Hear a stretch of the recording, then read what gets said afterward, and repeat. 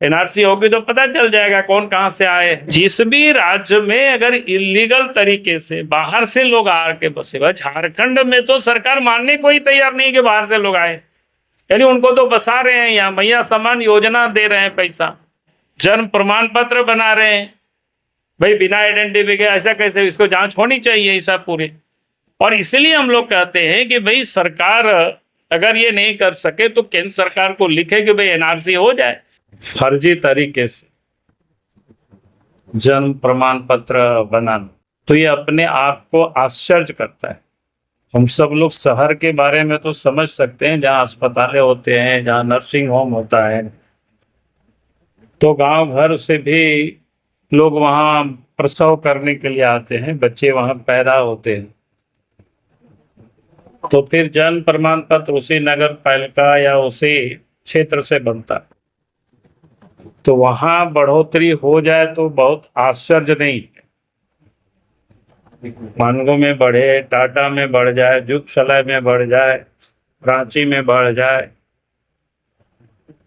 तो ये किसी के लिए कोई चिंता का कोई कारण नहीं बनता है, जल्दी लोगों के संज्ञान में वो आ नहीं पाता है।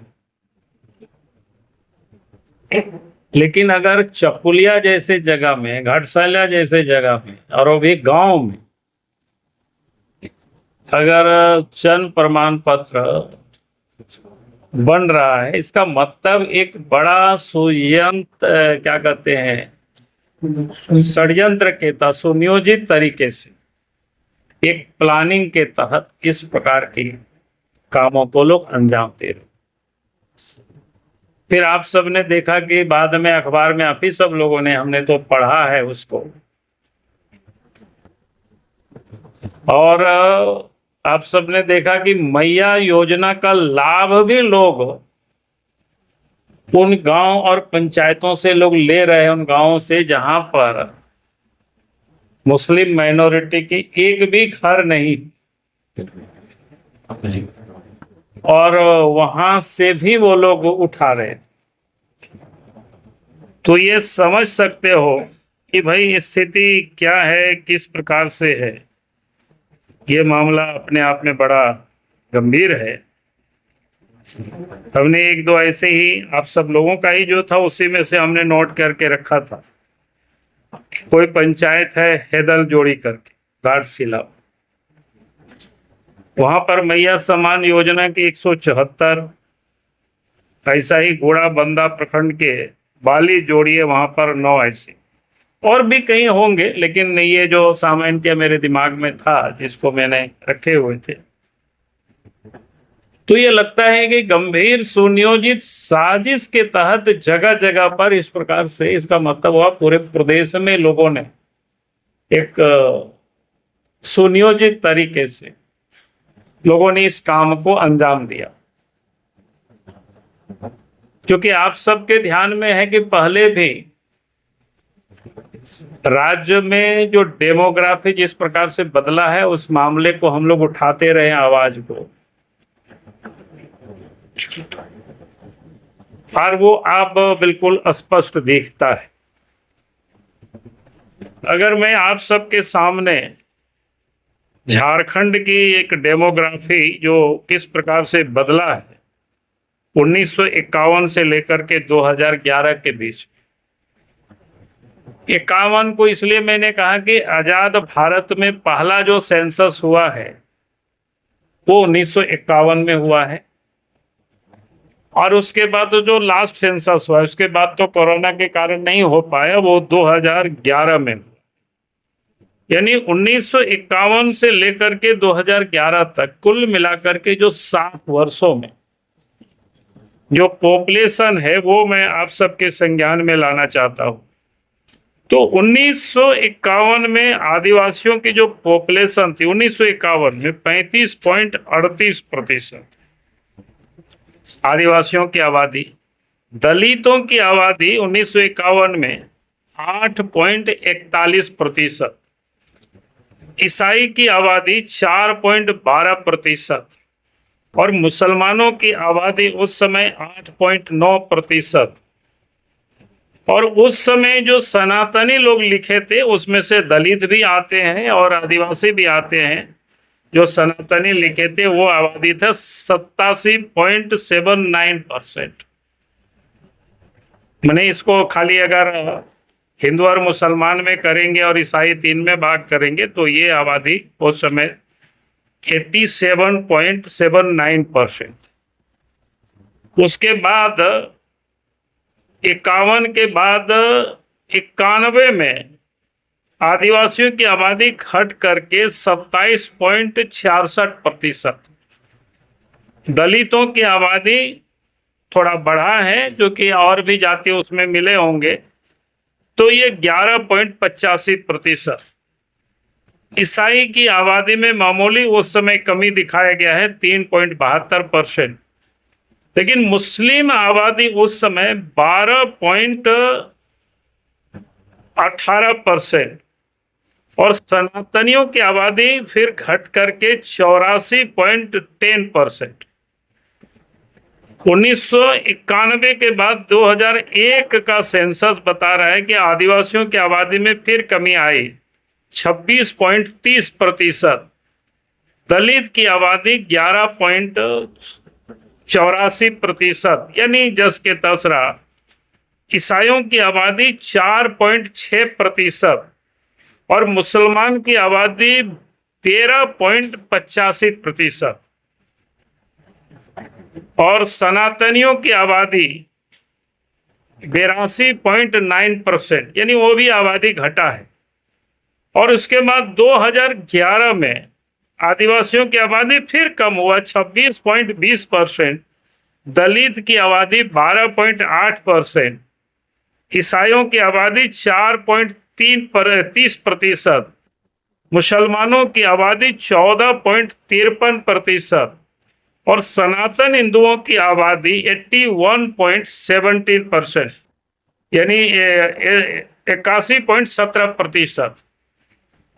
तो ये कहने का मेरा ये मतलब इतना ही था कि जिस प्रकार से आबादी का संतुलन जो दिखाई पड़ रहा है, जो बिगड़ रहा है, डेमोग्राफी में जो बदलाव है, उससे स्पष्ट लगता है कि झारखंड में को भी एक सोची समझी एक षड्यंत्र के तहत या कहें एक राजनीति के तहत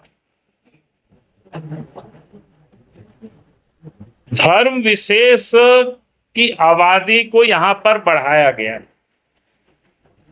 उसमें से जो बड़ी आबादी कैसे बढ़ी, जैसे बांग्लादेश से बंगाल लोग प्रवेश करते हैं, मालदा मुर्शिदाबाद, और फिर वहां से झारखंड की या देश के भिन्न भिन्न हिस्सों में।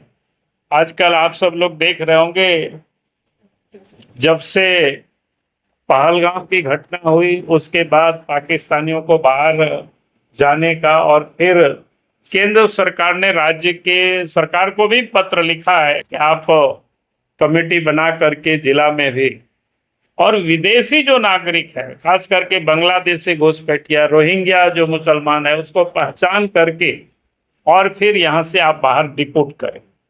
लेकिन दुर्भाग्य है कि झारखंड सरकार इस दिशा में कहीं भी कोई पहल करते हुए दिखाई नहीं पड़ रहा है। तो ये इसलिए मैंने कहा कि ये समस्या सिर्फ झारखंड नहीं बल्कि देश के लिए भी खतरा का ये संकेत है। और इसलिए भारत सरकार के गृह मंत्रालय ने राज्य सरकार को पत्र लिखा है कि आप कमेटी बना करके उसको पहचान करें और उनको यहाँ से डिपोर्ट करें। लेकिन यहाँ तो आप देख रहे हैं मैया सम्मान योजना को उसको लाभ मिल रहा है। जन्म प्रमाण पत्र लीगल तरीके से बना रहे हैं ताकि बसने का देश के अंदर में, यहाँ से जन्म प्रमाण पत्र बनाएंगे तो यहाँ दिखा करके दिल्ली में बसेंगे, यहाँ दिखा करके मुंबई में बसेंगे। कुछ दिन पहले आप सब ने देखा होगा कि मुंबई में लोग पकड़ाए बांग्लादेशी घुसपैठिए, तो उन लोगों के पास आधार कार्ड कहाँ का मिला? साहेबगंज राजमहल का, उधवा का मिला। तो किस प्रकार से सुनियोजित तरीके से भारतवर्ष को लोगों ने धर्मशाला बना रखा है, ये हम सब लोगों के लिए चिंता का विषय है। और इसलिए मैं यहाँ के लोकल प्रशासन से हम चाहेंगे कि आप एक कमेटी बना करके, भाई जिन लोगों ने मैया सम्मान योजना बनाए होंगे, ले रहे होंगे, तो खाता भी बैंक में खोले होंगे।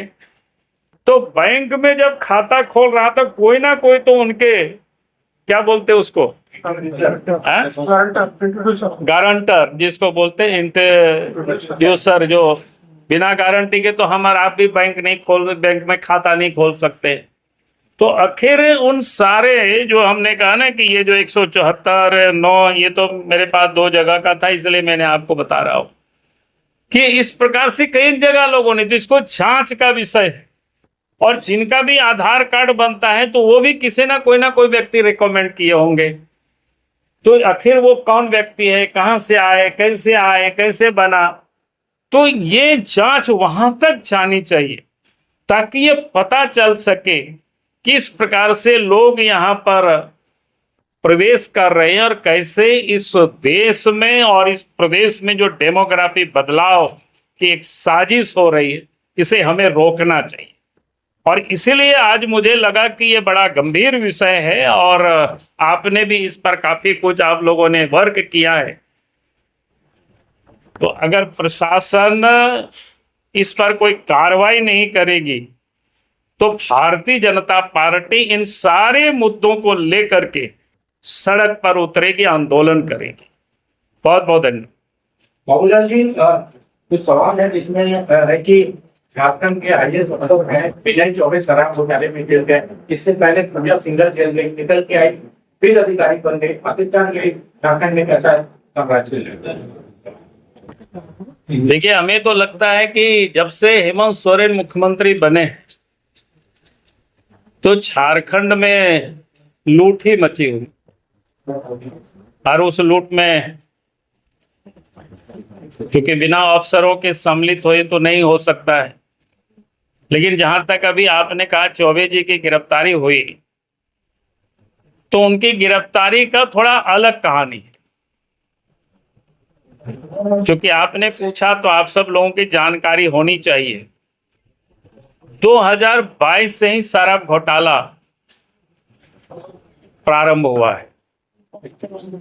और जिस समय शराब दुकान की ठेका दिया जा रहा था,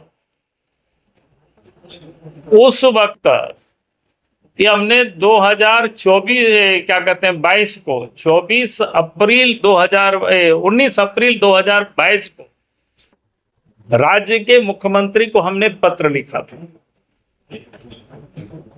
और हमने स्पष्ट रूप से कहा था कि भाई यहाँ गड़बड़ी हो रही है, गड़बड़ी होने वाला है, ये हमें अंदेशा है। और मेरे पास जो उस समय पुख्ता जानकारी था कि इन छत्तीसगढ़ के इन 4 कंपनियों को काम देने के लिए एक बार टेंडर रद्द हुआ, चूंकि उनके मन मौफिक टेंडर नहीं था। फिर बाद में उनके मन माफिक टेंडर बनाया गया और टेंडर निकाला गया कि इन 4 कंपनियों को देने की योजना बन रही है, मुख्यमंत्री जी आप इसको जांच करें और गड़बड़ी होने से रोके। लेकिन उन्होंने जांच नहीं किया, उन्होंने कुछ रोका नहीं, बल्कि पूरा लूट जारी रहा। और 2024 में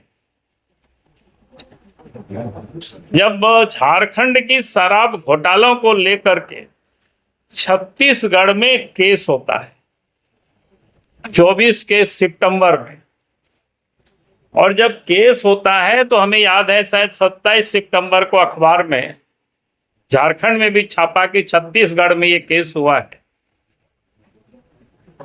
तो झारखंड सरकार ने प्राइमरी इंक्वायरी के लिए पी जिसको बोलते हैं, एसीबी ने उसको दर्ज किया अक्टूबर में, 2024 के अक्टूबर में। सितंबर में वहां केस दर्ज होता है, अक्टूबर में इन्होंने दर्ज किया और इसके बाद जांच पड़ताल चल रहा था। मेरे जानकारी में छत्तीसगढ़ गवर्नमेंट ने पूरे शराब घोटाला की, जो छत्तीसगढ़ में शराब घोटाला हुआ, वही सिंडिकेट लोग यहाँ भी जुड़े हुए हैं और उस मामले, यहाँ के मामले को लेकर के वहां भी केस हुआ है छत्तीसगढ़ में। अब जब सरकार को ये पता चला कि छत्तीसगढ़ की गवर्नमेंट ने सीबीआई को जांच के लिए लिख दी, तो निश्चित रूप से सीबीआई की जांच होगी, तो जांच की तार वो झारखंड तक भी जुड़ेगी और झारखंड भी आएगी। और चूंकि इसमें राज्य के मुख्यमंत्री भी इस घोटालों में इन्वॉल्व है। अब इस कारण से इनको लगा कि अब हमारे पास बचने का कोई रास्ता नहीं है, तो सबसे पहले एसीबी की ओर से तुरंत विनय चौबे जी की गिरफ्तारी होती है। लेकिन सर सवाल तो दूसरे पार्टी की विनय चौबे की गिरफ्तारी नहीं, मैं आगे यही कह रहा हूं कि आखिर आपने 3 साल कुछ नहीं किया। आप इसलिए ताकि इनका जो ट्रैक रिकॉर्ड है, आज जो झारखंड में डीजी पुलिस है, इनका कार्यकाल 30 अप्रैल को ही समाप्त हो गया। आज के तारीख में अगर आप कहें डीजीपी भी यहाँ नहीं है, ईसीबी के भी डीजी कैसे वो हो सकते हैं? ईसीबी के भी डीजी है, सीआईडी के भी डीजी है, पूरी तरह से इलीगल है। और जब इनको लगा, इसलिए ताकि ये कैसे केस को इधर से उधर मैनेज कर सके, बचा सके, क्योंकि वो तो कोई लीगल नहीं है। कल हो कहते लीगल तो मुख्यमंत्री जाएंगे, जैसा उस समय हमने 22 में पत्र लिखा। अगर उस समय ही ये गड़बड़ी को रोक लिए होते मुख्यमंत्री, तो फिर शराब लूट नहीं होता। लेकिन उन्होंने रोका नहीं, बल्कि उस लूट में शामिल है कि 3 वर्षों तक उन्होंने कुछ नहीं किया। आज जब वहां सीबीआई को केस ट्रांसफर कर दिया गया, तो मुख्यमंत्री को समझ में आया कि अब विनय चौबे भी सीबीआई के रडार पर जैसे आएंगे, वो सारे बातें बता देंगे, तो उससे पहले इनको जेल में अंदर डाल देना। ये आप फिर सवाल कर सकते हैं कि आप ऐसा कैसे मानते हो, क्योंकि पिछले दिनों झारखंड में जब ईडी जांच कर रही थी, तो 2 सीओ ईडी के गवाह हैं। फिर जब 2 सीओ ईडी के गवाह, तो उनके ऊपर झारखंड सरकार ने बाद में एसीबी का उन्होंने केस कर दिया, उनके छापामारी कर दिया, ताकि वो ईडी के सपोर्ट में कोई गवाह नहीं बन सके, उनको डराना। जमीन के मामले में जिन 3 लोगों ने ईडी के पक्ष में कोर्ट में सपोर्ट किया है, तो उन लोगों के ऊपर केस करके, अभी नाम याद नहीं है, उन 3 के तीनों लोगों को जेल में सरकार ने डाल दिया, क्योंकि अपने बचने के लिए। अब शराब में जो घोटाला हुआ था, ये लोग तो शामिल है, हमने तो कभी नहीं कहा कि ये लोग शामिल नहीं, हम तो उसी दिन से कह रहे।